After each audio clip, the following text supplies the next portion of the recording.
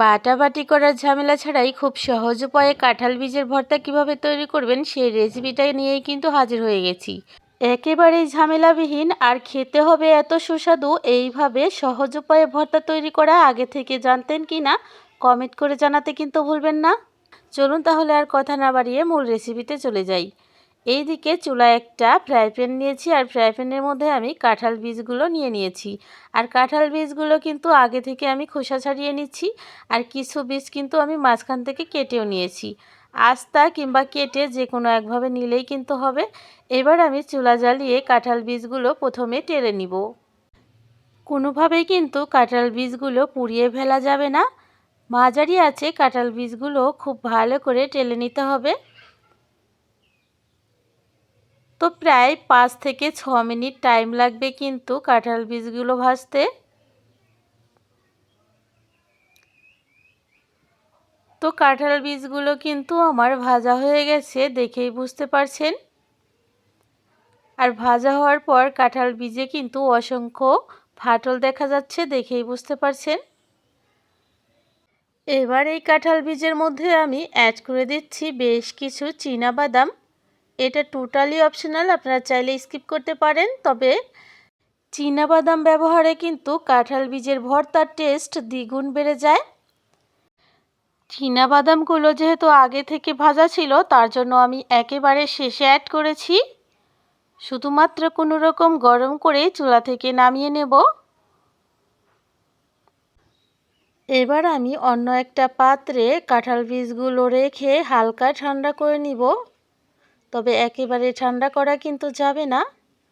এবার আমি একই প্যানের মধ্যে নিয়ে নিচ্ছি 2 চা চামচ সরিষা তেল।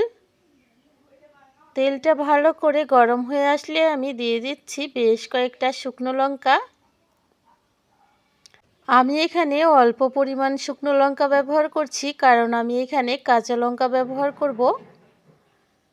আপনারা যদি শুধু শুকনো লঙ্কার ভর্তা খেতে চান সেক্ষেত্রে শুকনো লঙ্কাগুলো আরও বাড়িয়ে দিবেন।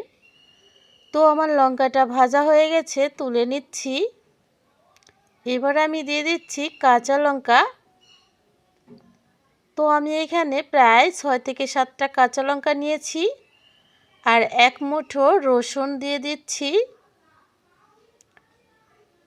সেই সাথে দিয়ে দিচ্ছি আমি মাঝারি সাইজের একটা পেঁয়াজ কুচি। এবার এই উপকরণগুলো আমি খুব ভালো করে টেলে নিব। তবে একেবারে কড়া করে টেলে নেওয়া যাবে না, হালকা ব্রাউন কালার করে টেলে নিতে হবে। দেখতে দেখতে কিন্তু আমার পেঁয়াজ রসুনগুলো টেলে নেওয়া হয়ে গেছে। এবার আমি এগুলো তুলে নিচ্ছি। আর এই দিকে যে আমি কাঁঠাল বীজটা রেখেছিলাম ঠান্ডা হওয়ার জন্য, হালকা ঠান্ডা করতে হবে, বেশি ঠান্ডা করলে কিন্তু কাঁঠাল বীজগুলো শক্ত হয়ে যাবে। কাঁঠালের বীজগুলো গরম থাকা অবস্থায় কিন্তু কিছুটা নরম থাকে। এই পর্যায়ে আসলে আমি একটা মিক্সিং জারে নিয়ে নিচ্ছি। তো আপনাদের মিক্সিং জারটা যদি পাওয়ার কম থাকে তাহলে কিন্তু কোনোভাবে ট্রাই করতে যাবেন না। সেক্ষেত্রে আপনারা কাঁঠাল বীজগুলো ছোট ছোট টুকরো করে কেটে ভেজে তারপর গুঁড়ো করতে পারেন, তাহলে সমস্যা হবে না। তো আমি কাঁঠাল বীজগুলো পাউডার করে নিয়েছি। আর এদিকে আমি একটা বাটনা নিয়েছি, বাটনার মধ্যে আমি শুকনো লঙ্কা ভাজাগুলো দিয়ে দিচ্ছি। সেই সাথে দিয়ে দিচ্ছি আমি 1 চা চামচ লবণ।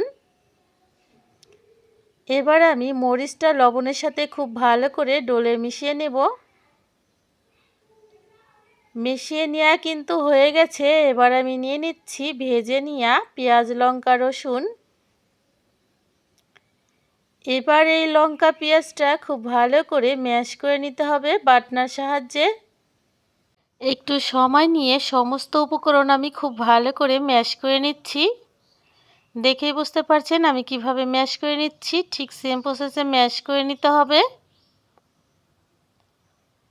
তো পেঁয়াজ ও লঙ্কাগুলো কিন্তু খুব ভালো করে ম্যাশ করা হয়ে গেছে। এবার আমি চলে যাচ্ছি পরবর্তী স্টেপে। এবার আমি এখানে দিয়ে দিচ্ছি কাঁঠাল বীজের যে গুঁড়ো করে রেখেছিলাম সেটা।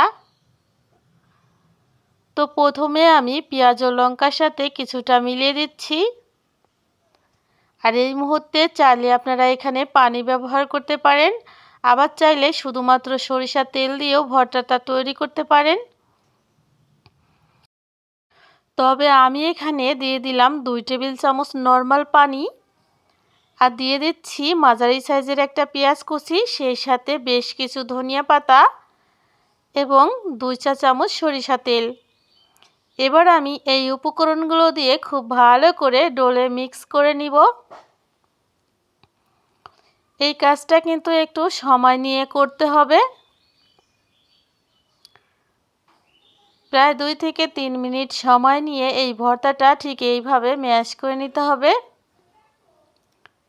এতে করে কিন্তু সমস্ত উপকরণের সাথে লবণ, পেঁয়াজ, লঙ্কা সব কিছুর সাথে মিলে যাবে। সেই সাথে ভর্তাটার মধ্যে ধনিয়া পাতার খুব সুন্দর একটা ফ্লেভার অ্যাড হবে। তো আমাদের ভর্তাটা কিন্তু তৈরি করা হয়ে গেছে। আমি কিন্তু ভর্তাটা একটু শক্ত করে তৈরি করছি, আর ভর্তাটা কাছ থেকে দেখিয়ে দিচ্ছি, দেখেই বুঝতে পারছেন কতটা লোভনীয় হয়েছে। ভর্তাটা দেখতে যেমন লোভনীয়, খেতেও কিন্তু খুবই সুস্বাদু হয়েছিল। একবার হলেও এইভাবে রেসিপিটা ট্রাই করে দেখবেন। আমার মনে হয় না এর থেকে সহজ উপায়ে কাঁঠাল বীজের ভর্তা তৈরি করা যায়। তো খুব কাছ থেকে ভর্তাটা দেখিয়ে দিচ্ছি, কেমন লেগেছে কমেন্ট করে জানাতে ভুলবেন না। আজ এখানে বিদায় নিচ্ছি। আল্লাহ হাফেজ, আসসালামু আলাইকুম।